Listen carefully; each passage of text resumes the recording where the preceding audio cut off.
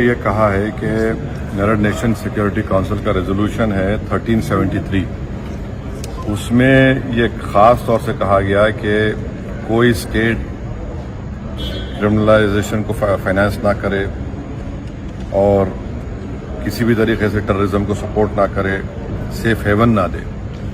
تو پاکستان برسوں سے اس ریزولوشن 1373 کا وائلیشن کر رہا ہے.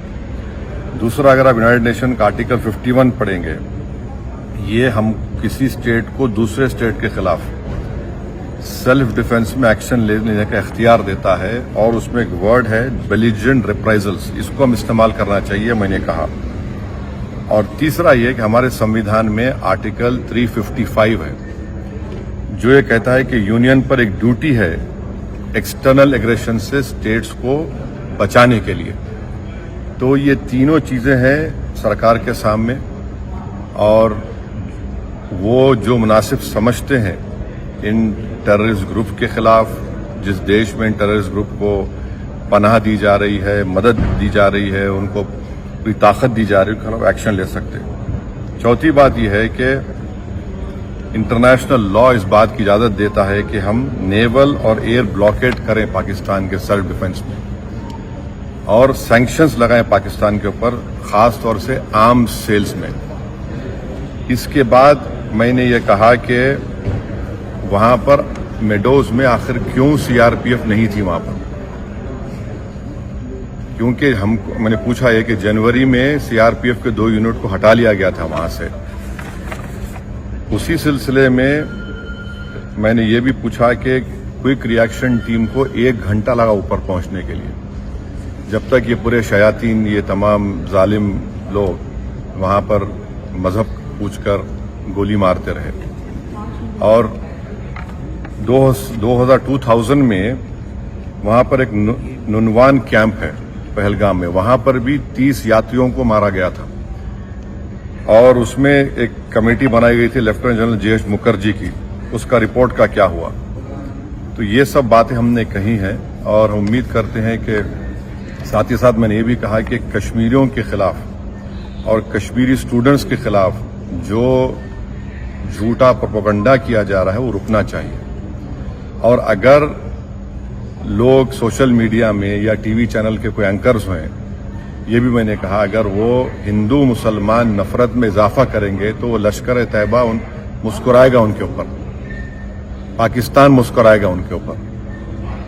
آپ اس طرح سے کسی ایک سمودائے کو جو اس باعزت اس ملک کے شہری ہیں، اور مسلمانوں کا اس سے کوئی تعلق ہے نہ کبھی رہے گا. یقیناً ہم مان رہے کہ ان دہشت گردوں نے کسی کا ریلیجن پوچھ کر ان کی جان لی، وہ کنڈیمنیبل ہے، میرے پاس تو الفاظ بھی نہیں ہیں.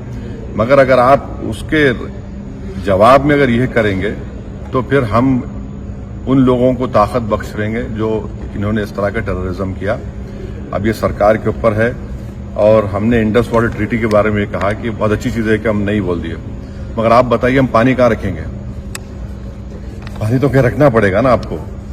تو اور اس میں آپ دیکھیے کہ انڈس واٹر ٹریٹی میں جو چناب کا علاقہ ہے وہ پورا پہاڑی علاقے سے پانی جاتا ہے، جہلم کا جو ہے وہ زمینی علاقے سے جاتا ہے، اور ورلڈ بینک اس کا انٹرلوکیٹر ہے. تو اس پر ہم نے کہا کہ اس پر دیکھنے کی ضرورت ہے، اور سرکار جو بھی ایکشن لے گی ہمارے دیش کے تمام لوگوں کو ان کی جان اور مال کو بچانے کے لیے، خاص طور سے اس بزدلانہ وحشیانہ دہشت گرد حملے کے بعد، ہم اس کی تائید کریں گے. یہ کوئی سیاسی مسئلہ نہیں ہے، یہ ہمارا نیشنل مفاد ہے، نیشنل انٹرسٹ میں ہے، اور ہم ان کے ساتھ کھڑے رہیں گے. سر، آپ نے انڈس واٹر ٹریٹی پر بولا تو کیا آپ بول رہے ہیں کہ یہ ایکشن نہیں لینا چاہیے کیا؟ نہیں، میں یہ دیکھیے، آپ نے تو دیکھیے ورلڈ بینک انڈیا اور پاکستان میں بیٹھ کر یہ ٹریٹی کروایا، وہ اس کا انٹرلوکیٹر ہے.